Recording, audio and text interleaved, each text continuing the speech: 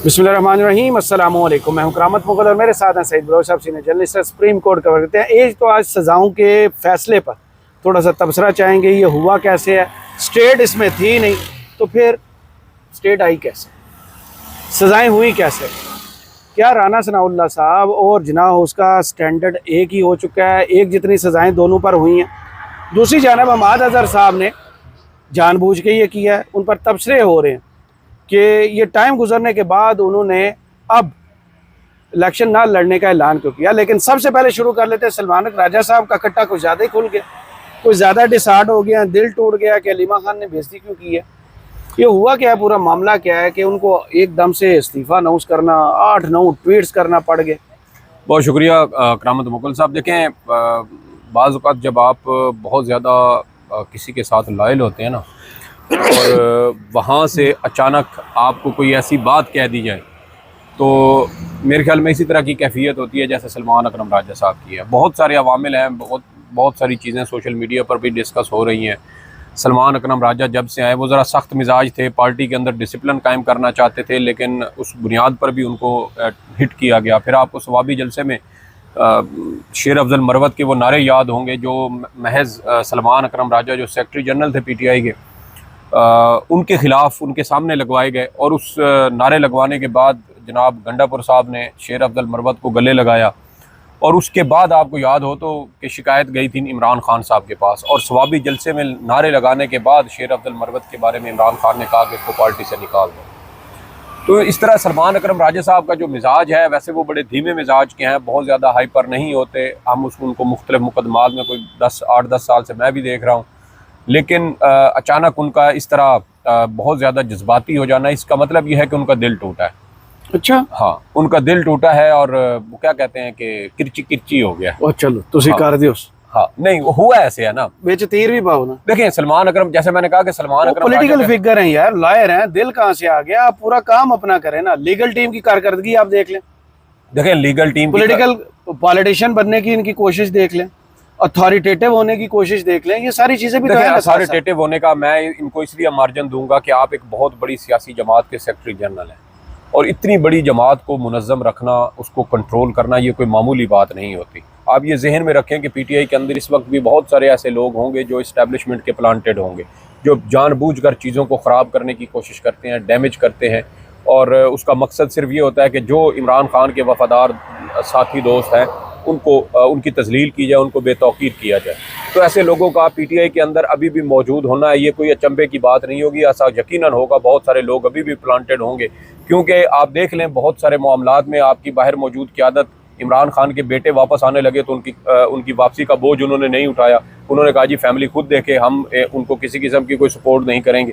तो यहाँ पीछे हटने का क्या मतलब है? क्या नवाज शरीफ की फैमिली हो, क्या मुस्लिम लीग नून ये कहेगी कि हम नवाज शरीफ के फैमिली या उनके बच्चों को या किसी रिलेटिव को सपोर्ट नहीं करते, या अगर वो वापस आ रहे हैं तो हम उनको किसी किस्म की उनकी मदद या मेज़बान है, उनके मेज़बान है भाई, आपके चेयरमैन के बेटे हैं और आपका चेयरमैन जेल में है, आप उसके लिए अगर कुछ नहीं कर रहे और कोई करना चाहता है तो आप उसको करने दें।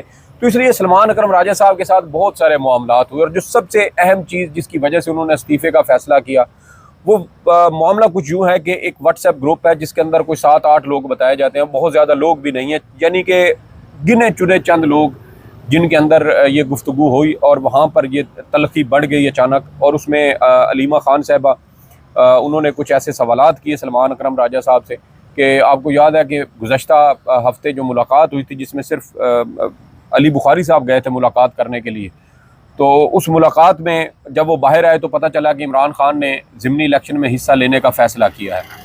तो वहाँ से कुछ लोगों को शकूक व शुबात पैदा होना शुरू हुए। फिर गुज़श्ता हफ्ते ही एक सियासी कमेटी का इजलास हुआ। उस सियासी कमेटी इजलास में PTI की क़यादत सलमान अकरम राजा पर उन्होंने चढ़ाई कर दी कि भाई जब इमरान खान के बायकाट का फ़ैसला था तो सिर्फ अली बुखारी क्यों अंदर गया, और जो अली बुखारी अंदर गया और वहाँ से जब वो पैगाम लेकर बाहर आया तो फिर ये पैगाम तब्दील कैसे हुआ है। उस पर सलमान अकरम राजा साहब के मुंह से कहीं ये निकल गया था कि अली बुखारी को मैंने बुलाया था ऑन टाइम, तकरीबन घंटे या आधे घंटे के नोटिस पे, और वो आए और उनकी मुलाकात हो गई। तो उस पर फिर एतराज़ात ये उठे कि भाई अगर इमरान खान की बहनों की मुलाकात नहीं हो सकती, इमरान खान के जो सियासी लोग हैं, टीम है, उनकी मुलाकात नहीं हो सकती, इमरान खान की लीगल टीम की मुलाकात नहीं हो सकती, इवन कई बार तो सलमान सफदर साहब की मुलाकात नहीं होती और उनकी दरख्वास्त रद्द कर दी जाती है, हालांकि वो उनके मेन वकील हैं, सीनियर वकील हैं, उनके सारे मुकदमात को तकरीबन वही देख रहे हैं, लेकिन उनकी मुलाकात नहीं करवाई जाती। तो फिर ये अली बुखारी साहब की मुलाकात कैसे होगी? आपको याद होगा कुछ अर्सा पहले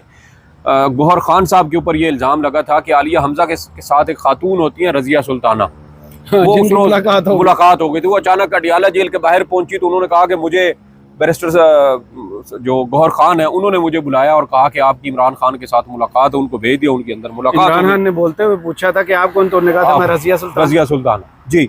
तो वो देखे ना कि इस तरह लोगों को अंदर भिजवाया गया, खाना पूरी करवाई गई। तो ये एतराज़ लगा कि भाई इमरान खान का बायकाट का ऐलान था, तो उसमें फिर ये नाम ये जो उन्होंने इजाज़त दी है ये कैसे दी है? तो उसमें फिर अब ये इल्ज़ाम भी एक और सामने आ रहा है, जो सोशल मीडिया पर चीज़ें इस वक्त गर्दिश कर रही हैं, वो ये है कि इमरान खान को ये पैगाम पहुँचाया गया कि सियासी कमेटी की ख्वाहिश है कि PTI ज़िमनी इंतखाबात में हिस्सा ले, और अंदर इमरान खान ने क्या कहा अभी तक ये कन्फर्म नहीं है, लेकिन बाहर आकर ये कहा गया कि इमरान खान ने इजाज़त दे दी है कि आप ज़िमनी इलेक्शन में हिस्सा ले।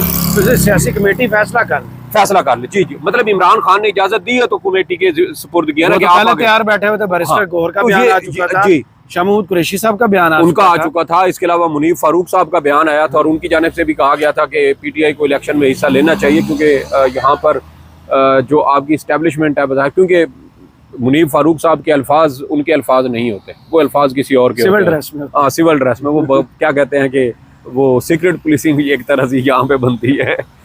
तो ये देखे ना, मुख्तलिफ अवामिल थे।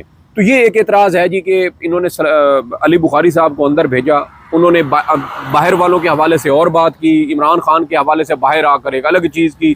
अब पता नहीं दोनों साइडों पर कोई कम्युनिकेशन हुई थी नहीं हुई थी, लेकिन ये एतराज़ अब उठ रहा है कि भाई ना इनको बताया गया ना उनको बताया गया, और आकर बयान तब्दील हुआ और ज़मीनी इंतखाबात में हिस्सा लेने का फैसला हो गया। तो ये मुख्तलिफ अवामिल थे जिसकी वजह से महमूद अचकज़ई साहब का भी, महमूद अचकज़ई साहब के जी महमूद अचकज़ई साहब के हवाले से भी, जिस पर ये खंडापुरसावर PTI के अंदर से काफ़ी ज़्यादा देखिए, उसमें मुझे लगता है कि शायद पाकिस्तान तहरीक इंसाफ के अंदर भी एक बहुत बड़ा ग्रुप मौजूद है। जिस रोज़ ये अभी इमरान खान की ज़मानत वाला मुकदमा चल रहा था ना सुप्रीम कोर्ट में, तो जहाँ पे वो सहाफ़ी बैठते हैं ना, जिस साइड पे अदालत में इंटर होना, तो राइट साइड पे आपको पता है कि आगे जाके सहाफ़ियों का वो डेस्क है, तो हमारे वो कुर्सियों के पीछे ना इत्तेफाक से आमिर डोगर साहब बैठे हुए थे। तो आमिर डोगर साहब वहाँ एक और बंदे के साथ बातचीत कर रहे थे, तो आमिर डोगर साहब वहाँ पर इमरान खान के इस फैसले के ऊपर तनकीद कर रहे थे कि ये एक तो कि जो अपोजिशन लीडर है वो PTI के अंदर से होना चाहिए, महमूद अचकज़ई कैसे वो PTI की नुमाइंदगी कर सकते हैं। ये 3 कदम वाला एहतजाज और पिंक फ्लैग कार्ड भी, जी वो पिंक कार्ड वाला जी। तो ये आमिर डोगर साहब का एतराज़ बिल्कुल वैलिड है, इसलिए यहाँ पर मैं कम अज़ कम सलमान अकरम राजा साहब को एक तरह से मार्जिन दूंगा कि PTI के अंदर 4-5 लोग ऐसे हैं जो अपने हक में लॉबिंग कर रहे हैं अपने लिए कि किसी तरीके से उनको लगा दिया जाए अपोजिशन लीडर, क्योंकि बहुत अहम तैनातियाँ अपोजिशन लीडर की मुशावरत से होती हैं। और इमरान खान का ये फैसला असूली तौर पर दुरुस्त था कि हमें किसी ज़िमनी इलेक्शन में हिस्सा नहीं लेना चाहिए। उसके बाद आप जो गंद करना था इन्होंने वो कर लेते, कोई फ़र्क ना पड़ता। और अभी भी आप देखें कि PTI की आमिर डोगर समेत बाहर मौजूद क़यादत जो ये समझते हैं कि हम अगर इस्टेब्लिशमेंट के हक़ में ज़रा कोई पॉलिसी चलाएंगे या बयानात नरम कर लेंगे या तहरीक का ऐलान नहीं करेंगे या तहरीक नहीं चलाएंगे या उसमें बहुत ज़्यादा सुस्त रवि का मुजाहरा करेंगे, अगर इनको ये लगता है कि इस्टेब्लिशमेंट इनसे खुश हो जाएगी, तो ये इनकी गलत फहमी है। उन्होंने खुश नहीं होना, उन्होंने इनको रगड़ा लगाना है, धोखे में रख के रगड़ा लगाएंगे, उसके बाद इनके पास कोई ऑप्शन कोई चारा नहीं होगा। ये अपनी पार्टी के लोगों रहेगा या वापस हो जाएगा पिछली मरतबा की तरफ। अभी उन्होंने फिर बाल जो है ना इमरान खान की कोर्ट में डाली है कि वो एक्सेप्ट कर लेंगे। देखिए, अब अहम बात तो ये है कि इमरान खान साहब के साथ मुलाकात भी होती है या नहीं, कल है ना मुलाकात। देखिए, और उसमें और एक और चीज़, इमरान खान के साथ अगर मुलाकात होती है तो मुलाकात होगी किसकी? अगर इसी तरह हो कि बाहर आप बात कुछ करें, अंदर जाके कुछ बात करें और बाहर आकर ये कहें कि इमरान खान ने सलमान राजा का इस्तीफा साहब की हो जाएगी, ड्यूटी बहुत अच्छी की है, ड्यूटी अच्छी की है जी। तो आप देखें ना, अगले हफ्ते उनका फिर नाम आ गया लिस्ट के अंदर, कल में जी कल वाले में। तो आप देखें, मैं वही कह रहा हूँ कि अगर वो अंदर जाएं, इमरान खान उनको इनकार कर दें कि नहीं इनका इस्तीफ़ा जो है वो मैं मुस्तरद करता हूँ, इनको कहो कि इस्तीफ़ा वापस ले, और बाहर जाकर आकर खबर ये चला दी जाए कि इमरान खान ने सलमान अकरम राजा साहब का इस्तीफ़ा मंजूर कर लिया, तो मुझे बताएं तस्दीक कौन करेगा? उनकी बहनों की तो मुलाकात 4 हफ्तों से हो नहीं रही, अली बुखारी के अलावा किसी और को अंदर वो जाने नहीं दे रहे, तो काउंटर चेक कैसे होगा? तो काउंटर चेक का आपके पास कोई और रास्ता ही नहीं है। तो इसलिए मुझे ये लगता है कि हमारी इस्टेब्लिशमेंट बदगुमानियाँ PTI के अंदर मज़ीद पैदा कर रही है। क़यादत के अंदर हमें इख्तलाफ बहुत ज़्यादा बढ़ता फैलता नज़र आ रहा है। और इसमें देखें कि क़यादत इतनी ज़्यादा बेवक़्त और डिस्क्रेडिट हो रही है कि अब आवाम उनका नाम सुनने को तैयार नहीं। आज भी आप देख लें, सलमान अकरम राजा के साथ सारे लोग हमदर्दी का मुजाहरा कर रहे हैं, और नीचे जाके उनकी जो ट्वीट्स हैं, उन्होंने जो थ्रेड लिखा है उसके नीचे जाके पढ़ें। वो कहते हैं कि आप छोड़ें इन बातों को, हमें ये बताएं कि आपकी पार्टी के अंदर आपकी टांगे कौन खींच रहा था, किसके साथ आपका तनाज़ा चल रहा था।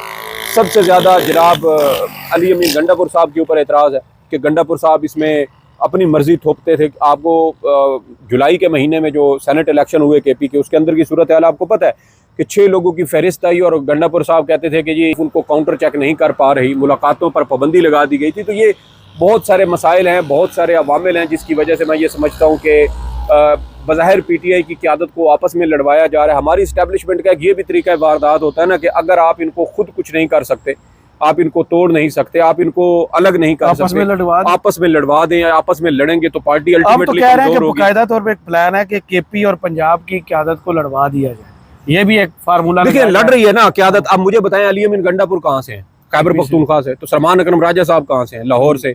तो वो आप वाली बात कि ये लड़वाया जा रहा है सूबाइयत के नाम पर भी। हालांकि आज भी जुनेद अकबर साहब जो PTI खैबर पख्तूनख्वा के सदर हैं, उन्होंने सलमान अकरम राजा साहब के हक़ में ट्वीट किया और उन्होंने कहा कि आपकी कुर्बानियाँ हैं, आपने मुश्किल वक्त में इमरान खान का साथ दिया। आपको याद होगा जब कागजात नामजदगी जमा हो रहे थे तो सलमान अकरम राजा और उनकी अहलिया को गिरफ्तार किया गया। तो लोगों की कुर्बानियां हैं, पेपर छीने गए, उनको तंग किया गया, फिर सीट भी छीन ली गई, वो बहुत भारी मार्जिन से। जी बहुत भारी मार्जिन। मुझे बताया ना, ओन चौधरी को लाहौर में कौन जानता है? जानते हैं दो चार ही जानते हो, दोस्त जानते हो। और मुझे लगता है कि उनके दोस्तों ने भी अगर वो वोट दिया ना आजादाना तरीके से, तो वो दोस्त भी नहीं देंगे। नवाज शरीफ ने वोट जो है ओन चौधरी को दिया। देखिए वो मुझे लगता है कि उन्होंने जाया करके दिया होगा, नहीं दिया होगा नवाज शरीफ। अगर उन्होंने दिया तो उन्होंने भी अपनी सियासत पर आखिरी कुल्हाड़ी मारी है अपने पाँव पर। तो ये मसाइल हैं करामत मुगल साहब, और बहुत बड़े मसाइल हैं। पार्टी क़यादत को डिस्क्रेडिट किया जा रहा है जो इमरान खान के साथ लायल है। अब देखे ना कि अलीमा खान साहिबा के बेटों के हवाले से अब शेर अफजल मरवत के जरिए बयान दिलवाया गया, उसके बाद एक बेटे की गिरफ्तारी हुई, फिर गलत हो गई। उसने शाम को फिर कहा जी कि ये नहीं था, वो दूसरा था, अगले दिन दूसरे की गिरफ्तारी हो गई। तो ये चीज़ें जानबूझकर करवाई जा रही हैं। जैसे सहाफ़ियों के खिलाफ आपको पता है पहले सुप्रीम कोर्ट बार एसोसिएशन का एक एलामिया आया, और उसके बाद उसके ऊपर GIT बन गई, और GIT बनने के बाद सहाफ़ियों के खिलाफ इंतकामी कार्रवाइयाँ शुरू हो गई, नोटिस जारी किए गए FIA की जानिब से, क्योंकि उस वक्त 13 जनवरी वाला जो फैसला था वो आ चुका था।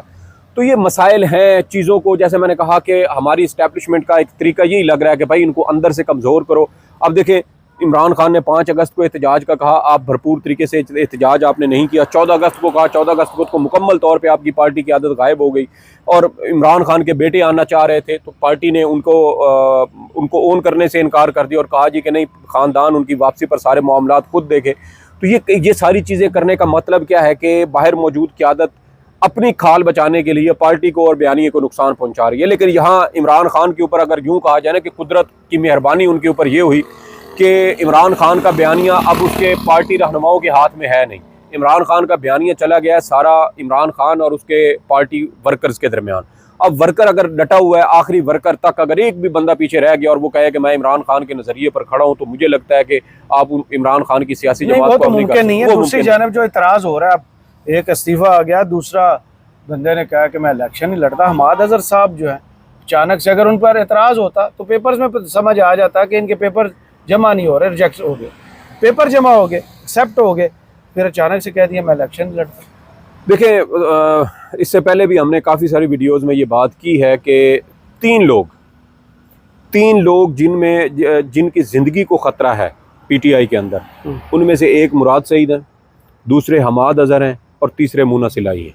अच्छा। ये वो 3 लोग हैं जिनकी ज़िंदगी को ख़तरा है, और जिस दिन ये पकड़े गए ख़तरा ये है कि शायद इनको एग्जीक्यूट कर दिया जाए। और इस बारे में मूना सिलाई साहब की अपनी एक ट्वीट है गुज़श्ता साल की। उन्होंने कहा था कि इन 3 लोगों को हम, जिसमें वो खुद भी शामिल थे, कि हमें थ्रेट है, और हमें, उन्होंने कहा कि इमरान खान की ये हिदायत है कि आपने जब तक मैं बाहर ना हूँ आपने बाहर नहीं आना। ये हमाद अजहर साहब को देखें, एक आध बार ये अवान इकबाल में भी आए थे, स्वाबी जलसे में, और उसके बाद ये रुपोश रहे, गायब रहे, फिर इनके वालिद की वफ़ात हुई तो ये बाहर आए हैं। और अभी अगर शायद उनके वालिद की वफ़ात की वजह से कुछ नरमी उनके साथ हुई हो तो मुमकिन है कि उनके अहले खाना ने ये दबाव डाला हो, क्योंकि हमाद अजहर साहब भी शायद वालिदैन के इकलौते बेटे हैं। देखिए पेपर जमा करवाने की वजह ये थी कि उस वक्त एक टिकट किसी और को जारी करवा देते। देखिए उस इब्तदाई तौर पर तो था ना इरादा। अब ये फैमिली मुमकिन ये भी है कि हो सकता है उनकी फैमिली को दोबारा थ्रेट किया गया हो कि इसको कहें कि आप अपने कागजात नामजदगी वापस। देखिए मार्जिन इस वजह से देना चाहिए ना कि उनके वालिद की वफात हुई है, और वालिद की वफात की वजह से, और देखिए उनके वालिद को भी यहाँ अडियाला आए थे तो पथराव किया गया था जिसकी वजह से उनका जख्मी हुए थे, सर फट गया था, और बुजुर्ग शहरी थे, 90-92 साल उनकी उम्र थी, अल्लाह पाक उनको जन्नत नसीब करें। तो लेकिन कहने का मतलब यह है कि अब जो लोग उनके ऊपर एतराज़ कर रहे हैं जी कि पहले नहीं कहा, तो अब कह रहे हैं भाई उनका एक कोई ना कोई तो वो होगा ना पीछे, क्या कहते हैं उसको, बैकअप के तौर पे कोई उम्मीदवार, अरसलान साहब, अरसलान, तो कोई ना कोई तो होगा ना जिसके ऊपर वो इलेक्शन लड़ सकता है। तो इसलिए एतराज़ मेरे ख्याल में नहीं करना चाहिए। एतराज़ नहीं बनता। तो आज जो आप फैसले पे एतराज़ कर रहे हैं वो क्या है?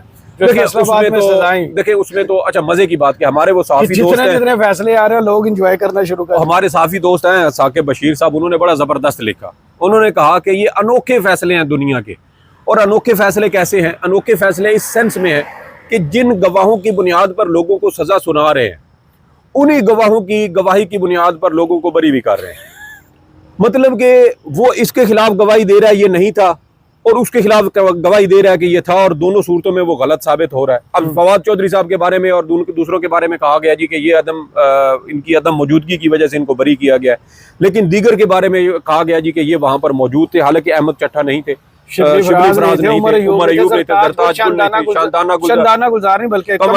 कमल शोजब। इसके अलावा इस्लामाबाद की एक और खातून है, उन्होंने भी अपना वो नाम उसके ऊपर सर्कल करके लगाया हुआ था कि मैं भी इस्लामाबाद में रहती हूँ, मैं तो वहाँ पर थी नहीं, लेकिन वो विमेन विंग की है तो उनको भी सजा सुनवा दी गई। तो कहने का मतलब ये है कि ये अनोखा किस्म का है, और अदालत तस्लीम कर रही है कि भाई ये गवाह जो है ना, इसका फलां वाली गवाही का फलां वाला हिस्सा जो है वो गलत है, वो झूठा है, लेकिन ये वाला ठीक है।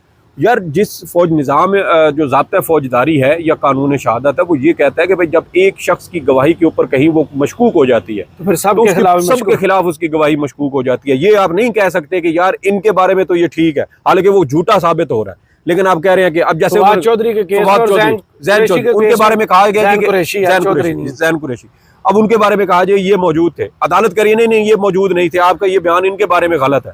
भाई जब आप उसकी गवाही को एक्सेप्ट कैसे कर लिया? दूसरी जानब स्टेट कहां से इस फैसले में? बिल्कुल आपने ठीक कहा। देखिए स्टेट का मुकदमा बनता नहीं था, इसलिए फैसलों के अंदर सुकम है, झोल है, निजी जायदाद है, निजी प्रॉपर्टी है। बिल्कुल आपको कहा गया ना कि ये राना सनाउल्लाह के डेरे पर हमला किया गया, तोड़ फोड़ की गई, जिसकी वजह से ये सजाएं सुनाई गई हैं। मेरे ख्याल में असूली तौर पर राना सनाउल्लाह साहब के अंदर भी अगर जरा सी भी गैरत हमीयत होती, उनका किरदार, वो एक आला ज़र्फ के इंसान होते अगर, तो वो सामने आते और कहते कि मेरे डेरे पर शिबली फराज ने, उमर अयूब ने, जरताज गुल ने, कमल शोजब ने कहा। सर कैसे ही ना मानी? सर स्टेट कैसे ना मानती? मेरी जाती जायदाद पर स्टेट कैसे मुकदमा कर सकती है, मुद्दई कैसे बन सकती है? उसी सूरत में जैसे तेल निकल आए तो गवर्नमेंट का होता है, देखिए, और चरस निकल आए तो आपकी होती है। हाँ ये बात भी ठीक है, लेकिन मेरे कहने का मतलब ये है कि राना सनाउल्लाह साहब को कहीं ना कहीं सामने आकर कहना चाहिए था। आप दूसरों को कहते हैं कि इमरान खान हमारे साथ बैठता नहीं है, हमारे साथ हमें चोर डाकू कहता है। वो यार आप अपना किरदार भी तो देखें, अपने अमाल भी तो देखें।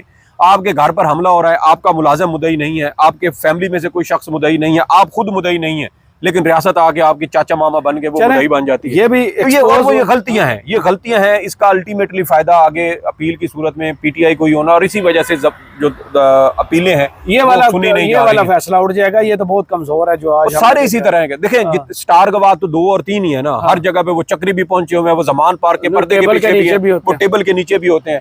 तो ये गलतियां जो है वो गवाहान में है, शवाहिद में। वही रास्ता जो 9 मई का जस्टिस याहिया अफरीदी साहब ने यहाँ रोका है, उसकी वजह से आज ये सजाएं हुई हैं। सीधी सी बात है। देखिए अगर केस उधर खुल जाता, हाई कोर्ट की सारी प्रोसीडिंग वहाँ डिस्कस हो जाती, तो शायद आज इन वाले मामला उससे भी बढ़ के, जब फवाद चौधरी साहब अप्रैल के महीने में जब ये दरखास्तें आई थी ना सुप्रीम कोर्ट में, और फवाद चौधरी ने कहा था जी मेरे मुकदमात यकजा करें, क्योंकि एक वकूआ की एक FIR होनी चाहिए। वो भी हाई कोर्ट का फैसला शेख रशीद केस का है। इसके अलावा साबिक चीफ जस्टिस आसिफ सईद खोसा साहब का फैसला है, जस्टिस हाशिम काकड़ साहब के अपने शायद 2-3 फैसले, और वो उस रोज बेंच के अंदर बैठे थे, लेकिन किसी ने कुछ नहीं कहा। अगर आप सिर्फ ये कह देते कि भाई जहाँ का वकूआ है सिर्फ एक FIR होगी, तो ये उमर अयूब और ये सारे एक ये टोटल 318 के कितने मुकदमात, और टोटल जाकर मेरे ख्याल में कोई 5 या 7 मुकदमात बनते, और उनमें से ये जो क़यादत है ये 99% ये लोग सारे उसमें से निकल जाते। पता क्या इसका मतलब ये मैं तो ये कहूंगा कि हमारा चीफ जस्टिस भी ऑन बोर्ड है, हमारी सुप्रीम कोर्ट भी एस्टेब्लिशमेंट के साथ ऑन बोर्ड है। बोल नहीं रहा काफी नहीं, क्योंकि उसकी वजह ये है ना कि जब आप एक साइड की सारी ज्यादतियों को, सारे जुल्म को, सारी आईनी कानूनी खिलाफ वर्जियों को आप उसके ऊपर आंख बंद कर ले और दूसरे साइड की आंख आपने खुली हुई और बोल रखी है मर्जी का इंसाफ, तो इसका मतलब ये है कि कानून अंधा नहीं है, जज काना हो गया। अच्छा जी, बड़ी मेहरबानी। मुस्कुराइए, आप पाकिस्तान में हैं। हाँ। और उस दौर में जहाँ पीडीएम सीजन 2 चला। मुझे और सईद बलोच को इस वीडियो से इजाज़त दीजिए। अपनी दुआ में याद रखिएगा और कमेंट्स बॉक्स में ज़रूर बताइएगा वीडियो आपको कैसी लगी। अल्लाह हाफिज़।